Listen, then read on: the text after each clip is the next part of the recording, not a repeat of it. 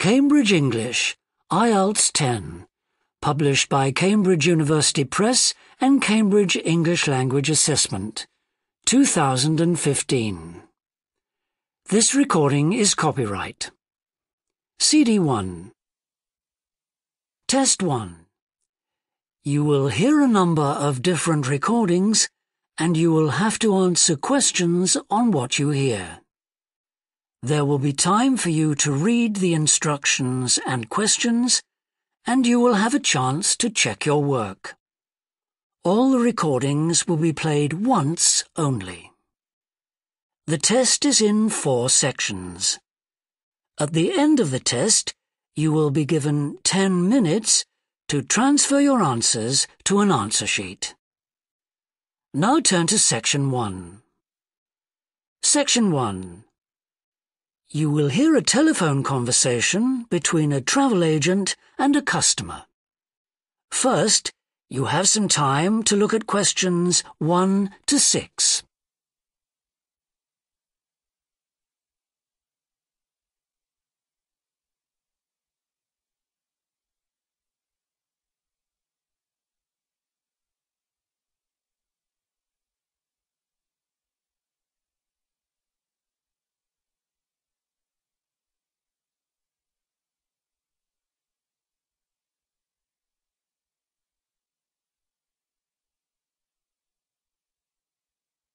You will see that there is an example that has been done for you. On this occasion only, the conversation relating to this will be played first. Good morning, World Tours. My name is Jamie. How can I help you? Good morning. I want some information on self-drive tours in the USA. Could you send me a brochure? Of course. Could I have your name, please? Andrea Brown.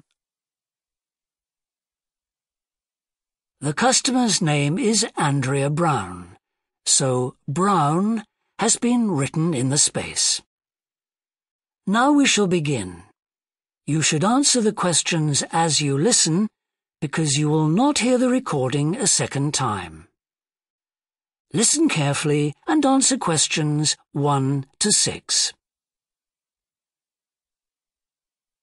Good morning, World Tours. My name is Jamie. How can I help you? Good morning. I want some information on self-drive tours in the USA. Could you send me a brochure? Of course. Could I have your name, please? Andrea Brown. Thank you. And your address? 24 Ardley Road. Can you spell that? Ardleigh Road. Postcode? BH5 2OP. Thanks. And can I have your phone number? Is a mobile all right? Fine. It's 07786 643 091. Thank you. And can I ask you where you heard about World Tours? From a friend, or did you see an advert somewhere? No, I read about you in the newspaper. OK, I'll get the brochures in the post to you, but can I give you some information over the phone? What kinds of things do you want to do on your holiday? I'm interested in going to California with my family. I've got 2 children, and we want to hire a car. OK, we have a couple of self-drive tours there visiting different places of interest in California. The first one begins in Los Angeles, and there's plenty of time to visit some of the theme parks there. That's something on my children's list, so I'd want to include that. Good. Then you drive to San Francisco. From San Francisco, you can drive to Yosemite Park, where you spend a couple of nights. You can choose to stay in a lodge or on the campsite. I don't like the idea of staying in a tent. It'd be too hot. Right. And the tour ends in Las Vegas. OK. The other trip we can arrange is slightly different. It starts in San Francisco, then you drive south to Cambria. Someone told me there's a really nice castle near Cambria. Will we go near that? Hearst Castle is on that road, so you could stop there. Good. I'd like to do that. Does this trip also go into the desert? No, it continues to Santa Monica, where most people like to stop and do some shopping. We have enough of that at home, so that doesn't interest us. OK. Well, you could go straight on to San Diego. That's good for beaches, isn't it? That's right. That's a good place to relax, and your children might like to visit the zoo before flying home. I don't think so. We want some time for sunbathing and swimming. Before you hear the rest of the conversation, you have some time to look at questions 7 to 10.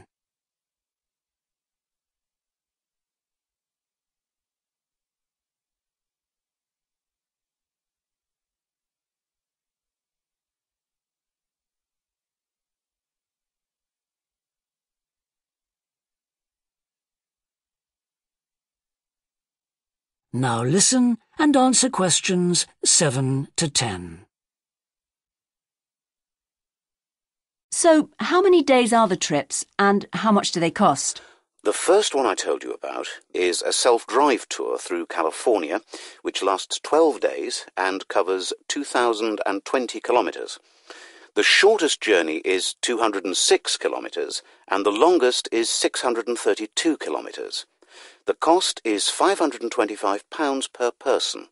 That includes accommodation, car rental and a flight, but no meals. OK. And the other trip? That lasts 9 days, but you spend only 3 days on the road. You cover about 980 kilometres altogether. So is that cheaper then? Yes, it's almost £100 cheaper. It's £429 per person, which is a good deal. So that covers accommodation and car hire. What about flights? They aren't included, but these hotels offer dinner in the price. OK. Well, thank you very much. I'll be in touch when I've had a chance to look at the brochure. I'm pleased to help. Goodbye. Goodbye. That is the end of section 1. You now have half a minute to check your answers.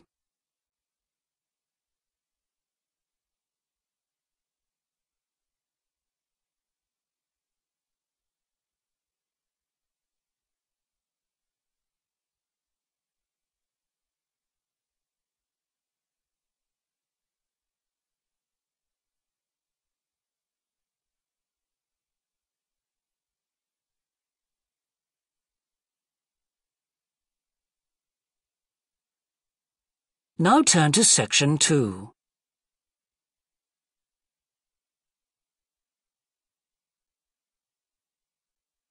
Section 2. You will hear a fitness manager of a leisure club talking to some new members. First, you have some time to look at questions 11 and 12.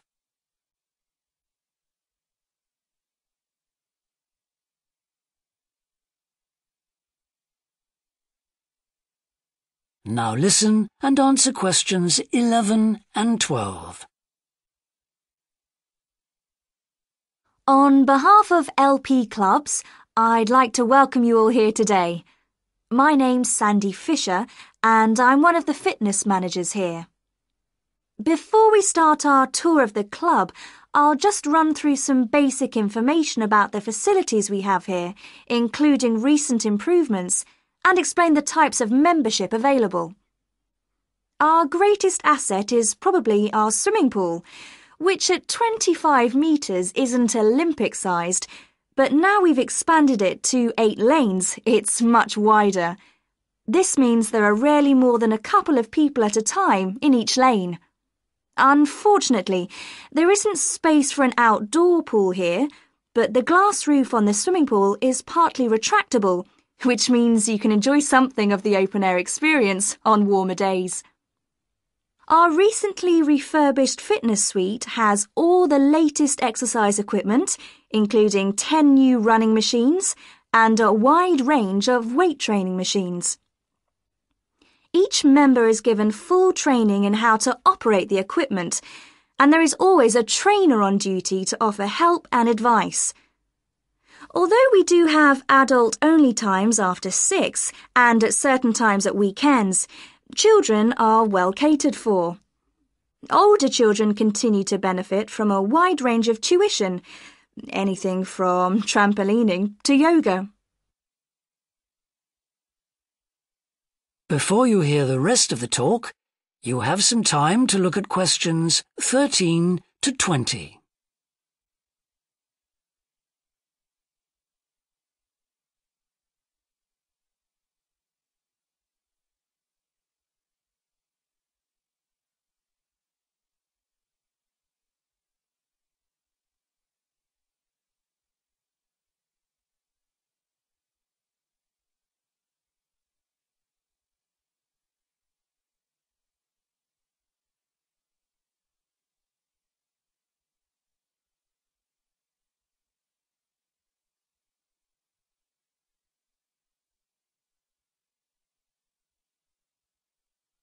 Now listen and answer questions 13 to 20.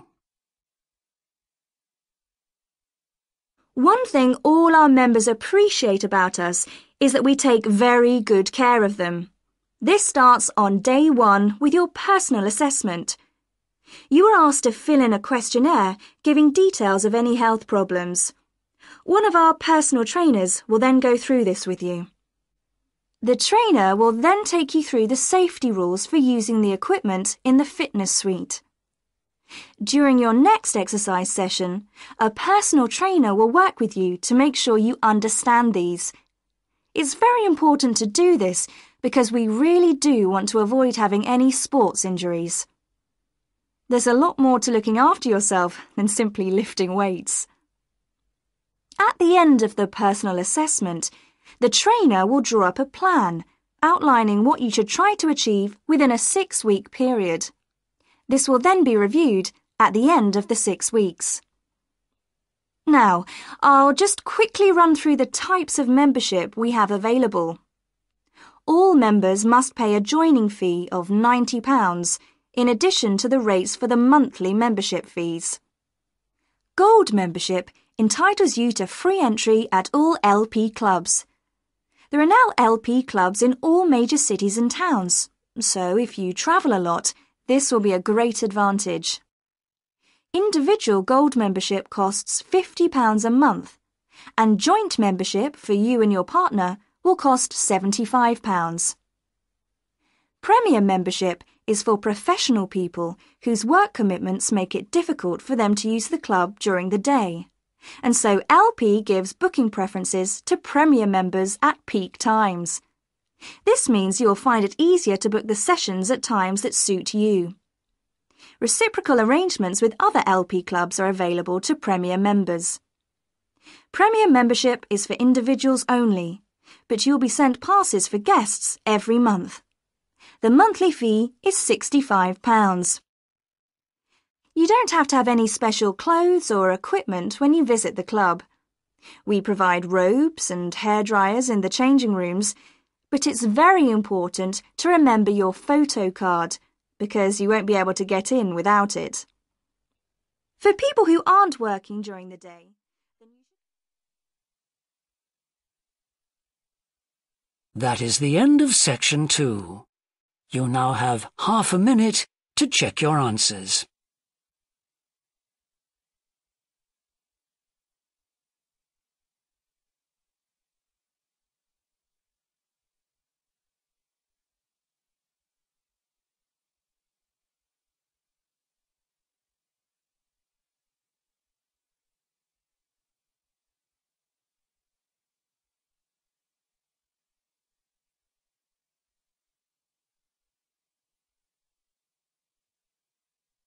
Now turn to section 3.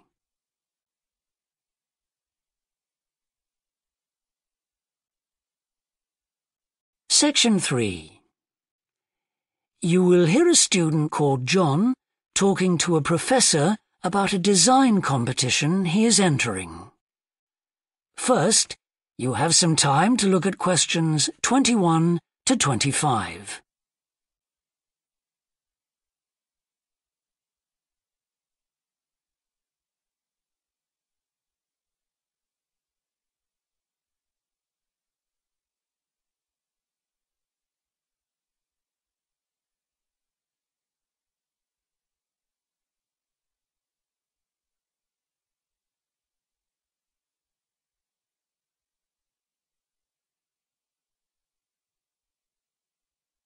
Now listen carefully and answer questions 21 to 25. Hello, Professor. I'm John Wishart. I'm working on my entry for the Global Design Competition. My tutor said you might be able to help me with it. Ah, yes, I got a copy of your drawings. Come in and tell me about it. What sort of competition is it?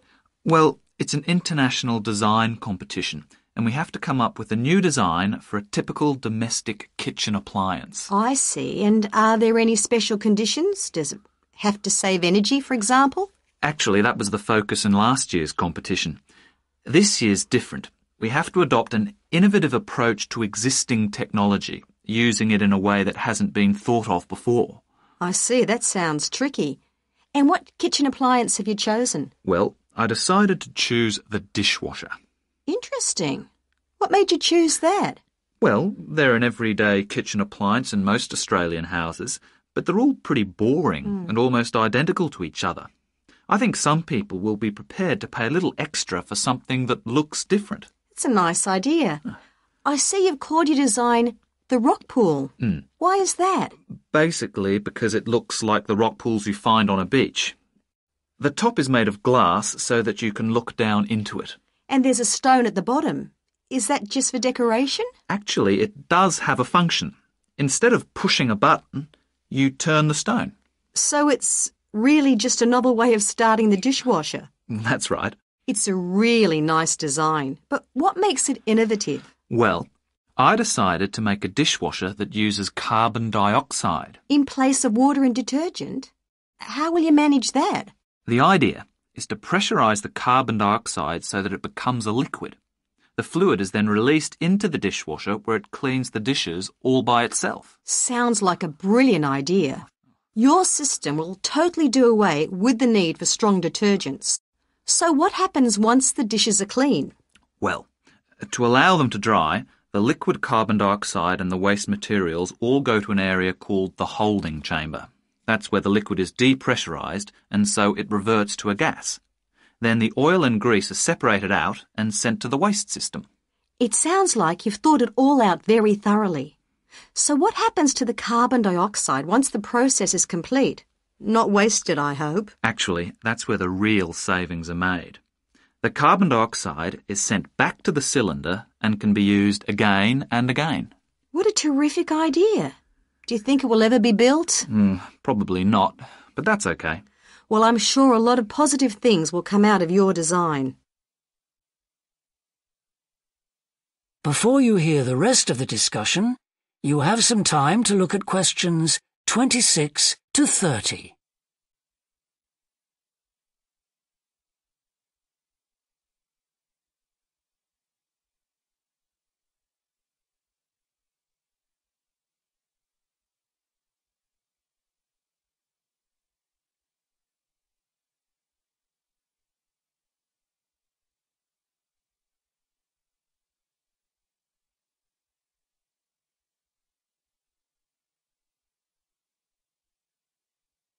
Now listen and answer questions 26 to 30. Now, you seem to have thought about everything, so what exactly did you need me to help you with? Well, my design has made it to the final stage of the competition, and in a few months' time I have to give a presentation, and that's the part I was hoping you could help me with. Right, well, that should be easy enough. What have you managed to do so far? Well, I've got detailed drawings to show how it will work, and I've also written a 500-word paper on it. I see. Well, if you want to stand a good chance of winning, you really need a model of the machine. Yes, I thought I might, but I'm having a few problems. What's the main difficulty so far? Let me guess. Is it the materials? Yes. I want it to look professional, but everything that's top quality is also very expensive.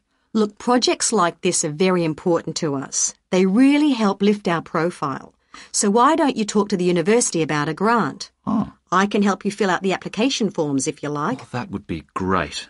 You'd better show me this paper you've written as well. For a global competition such as this, you need to make sure the technical details you've given are accurate and thorough. Oh, that would be a great help. Is there anything else I can do? Well, I'm really nervous.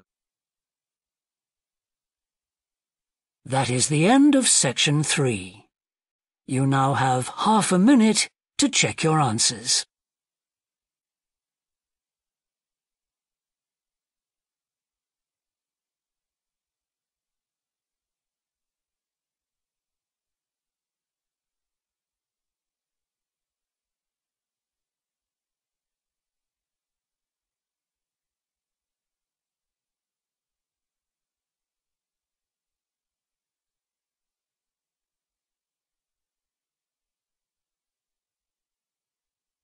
Now turn to section 4.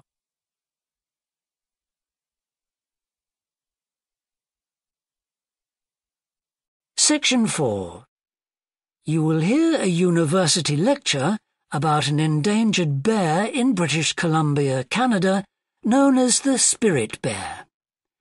First, you have some time to look at questions 31 to 40.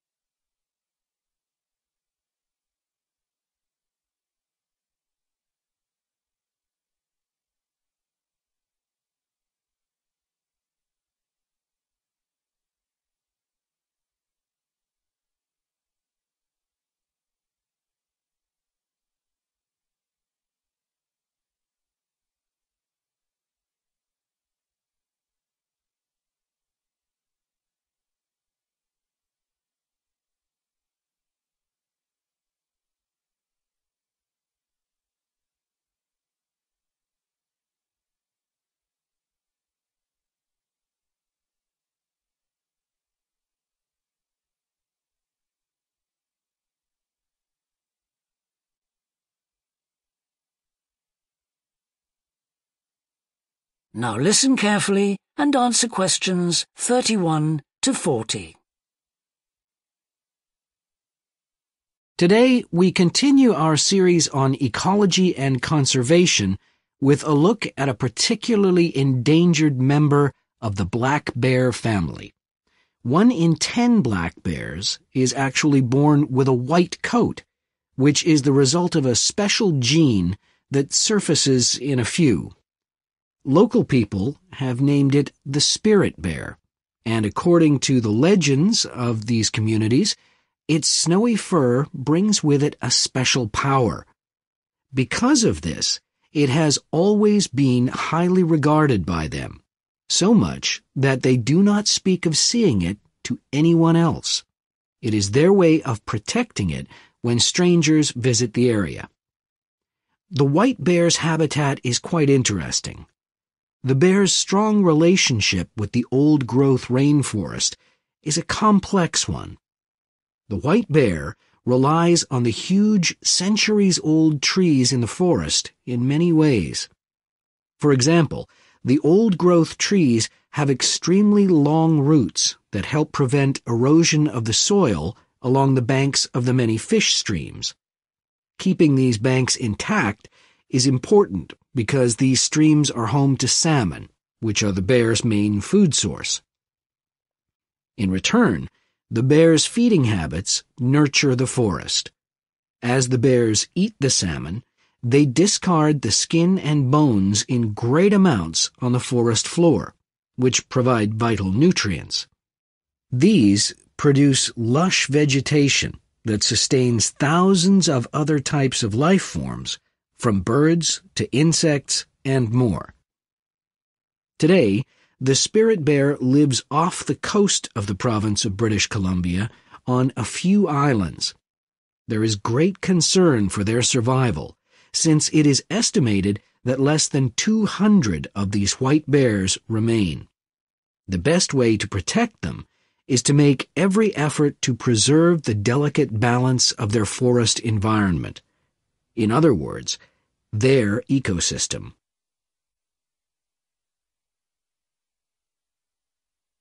The greatest threat to the bear's existence is the loss of its habitat. Over many years, logging companies have stripped the land by cutting down a large number of trees. In addition, they have built roads which have fractured the areas where the bear usually feeds, and many hibernation sites have also been lost. The logging of the trees along the streams has damaged the places where the bears fish. To make matters worse, the number of salmon in those streams is declining because there is no legal limit on fishing at the moment. All these influences have a negative impact on the spirit bear's very existence, which is made all the more fragile by the fact that reproduction among these bears has always been disappointingly low. And so, what's the situation going forward? Community organizations environmental groups, and the British Columbia government are now working together on the problem. The government is now requiring logging companies to adopt a better logging method, which is a positive step. However, these measures alone may not be sufficient to ensure a healthy population of the spirit bear in the future. Other steps also need to be taken. While it is important to maintain the spirit bear's habitat, there also needs to be more emphasis on its expansion. The move is justified as it will also create space for other bears that are losing their homes to damage. That is the end of section 4. You now have half a minute to check your answers.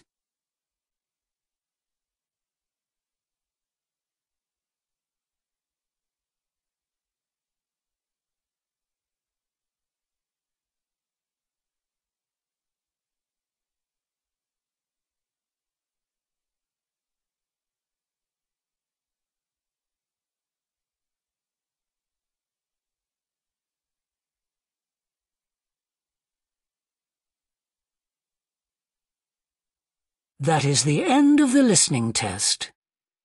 In the IELTS test, you would now have 10 minutes to transfer your answers to the answer sheet.